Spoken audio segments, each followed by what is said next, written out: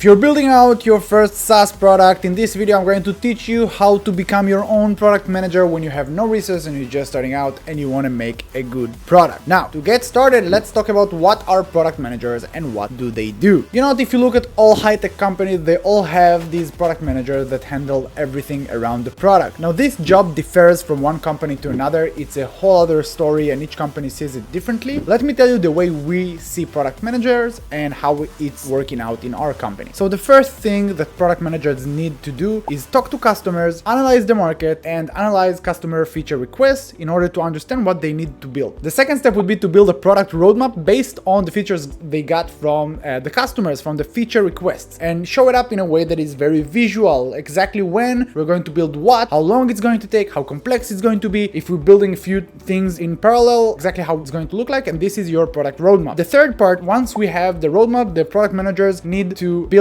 product specifications for these features that they planned on building. And after they build the product specification document, they're gonna need to create some sort of mockups if it's visual to show exactly what it needs to look like. Just create a visual structure of the features you specified. After we have the specification and the mockups ready, the next step would be to pass these instructions to the team. Let's focus on developers right now and manage the developers. It can be also designers, by the way, or front-end developers that create the front-end, back-end developers that manage everything in the back-end, and then make sure that it looks and operates exactly the way it should and in the most efficient way. Okay, try to get to the desired results as fast as possible with the developers and make sure that it does exactly what it should do according to the specification document. There are also some prioritization here during the estimation part. You might talk to the developer, they're gonna tell you that some things you thought as a product manager are a little bit more complex than you would estimate, so even changing the roadmap or changing that specification with the developers is a part of the work of the product managers. Eventually you want to go lean, you want to move as fast as possible, and if some things are too complex, maybe it's best to wait with them a little bit and come up with something that is very simple to build and have tons of value for your customers. Now, after we've managed the developers and put it out to live, the final step for the product manager is to always keep monitoring the main KPIs associated with the feature built or with the product itself, anything related to billing, analytics,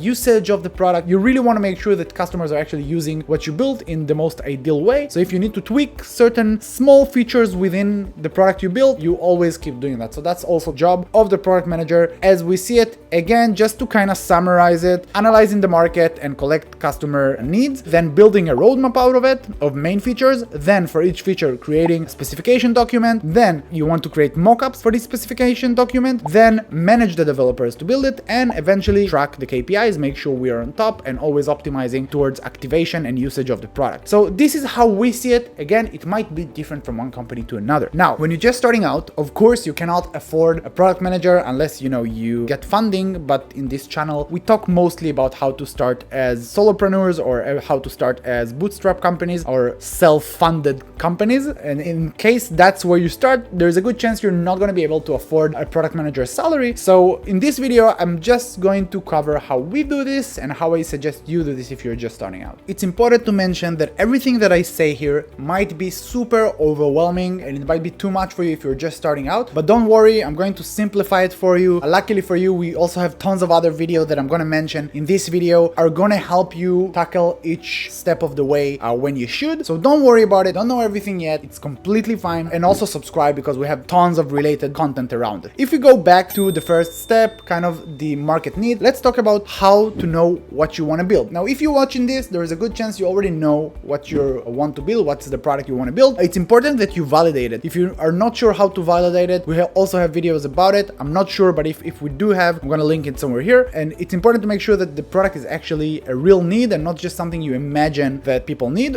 Imagination. Or if they need it, they are actually willing to pay for it. So make sure you do the necessary research around it. If you did it, perfect. Let's move on to the next step, which is creating the specification document. In this step, this is where you really need to dive into the nitty-gritty, every simple, small feature. This is where you just write a huge type of document, like 20, 30, 40, 60 pages about the product, trying to go in excruciating details about everything that needs to happen in the detail, every button, what it does, what happens if you hover over it, what happens if you click it, what happens in the back end, what happens in the front end, different pages, different areas, different sections. You really need to write everything down. The more elaborated it's going to be, the better. The more specific, the better. That's why it's called specification document. I'm not going to dive too much into details, but luckily for you, again, we already made a few videos about it. So I'm gonna make sure to link them here so you can watch them later and learn a little bit more in depth. But it's crucial that you do it the right way. After you're done with the specification documents, the next step would be to create the mockups for that. Now, some people prefer to create the mockups first and then based on the mockups create the specification document. Some people prefer to go the other way around. For me, it's kind of in parallel. I'll prefer to create the mockups as well as the documents and keep writing them together because there are many points that come up to you as you write or once you see it visually. So that's why I prefer creating these both. There are two main tools that are recommended when it's coming to mockups. The best one is by far Figma, but it might be a little bit too complex for you when you're just starting out. Now, there are tons of free courses online. You should check them.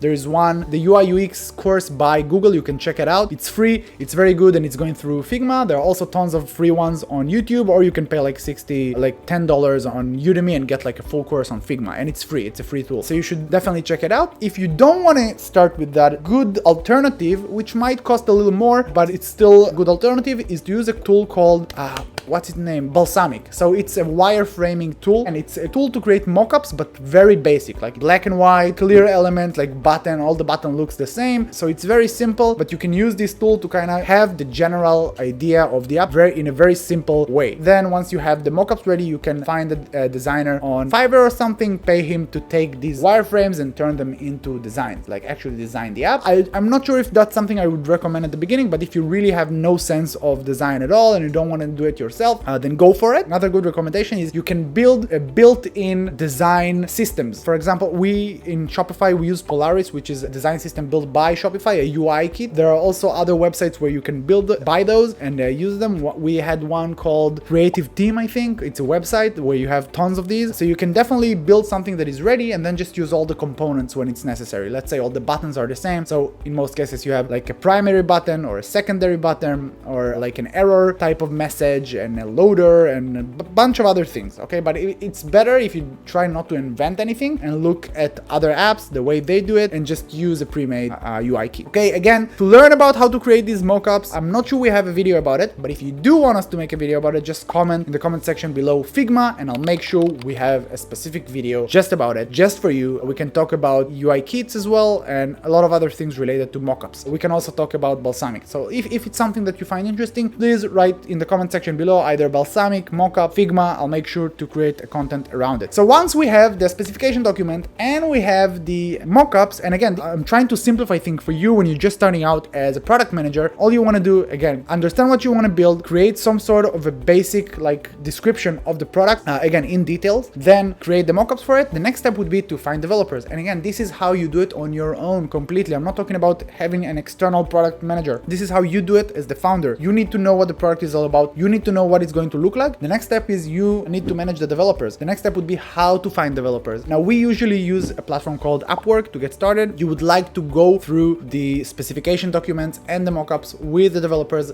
let them ask all the questions they got and give you time estimations based on different sections within the product specifications so that you can decide within your budget, because again, at the beginning, you don't have a lot of budget. So if there are specific features within the specification document that are more complex and takes longer to build, maybe you're gonna wait for the second or third version and just start with the basic things just to, go lean, go up as soon as possible. Now, the reason I'm saying this is a lean as fuck method to product management is because you really don't need anything other than your time and then, pay for developers, which is pretty much the base of the base if you don't know how to build products on your own. If you know how to write code, you can do it on your own as well. But again, I'm not a developer, so I don't know how to teach you that. So once you go through the specification document with your developers, try and understand which parts should stay aside, which parts you can build from scratch, and try to really come up with the bare minimum of features you need for the first version. Go lean, okay? Remove everything that is unnecessary from the specification documents, then remove even more and even more.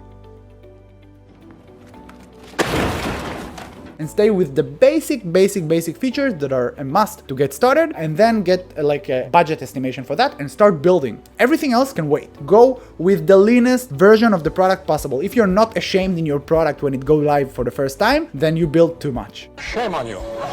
So that's the kind of a general guideline. It's important to go live because you only get true feedback once you're going live. All the way until production, it's just you kind of assuming for the market what he needs, and you really have no idea what the market needs until you actually get real feedback. If you want to learn more about how to find these developers and how to go about it, luckily for you, again, sorry to do this because I'm just going through a process that we already broken down in our other videos so that you can really get in-depth view for each one of these points. So if you want to learn about how we go about the process of finding new developers or hire employees online in general, we have 2 different videos talking just about it. Check it out in here. I hope it's going to be valuable for you, and if it is, please hit that like button or just subscribe because I'm working very hard for you to get good content here. All right, next. All right, guys, so actually I went through my points. I mostly blurred and babbled, just spoken a lot of random words here. All right, guys, so these are all the points that I thought about. Just another quick video that I think you need to watch is how to build an MVP. It's a video we released not long ago, but it's super related to what we talked about when it comes to product management and how to do it on your own and how to go lean. It's important, especially if you're trying to save on budget, so make sure to check it out. Bye.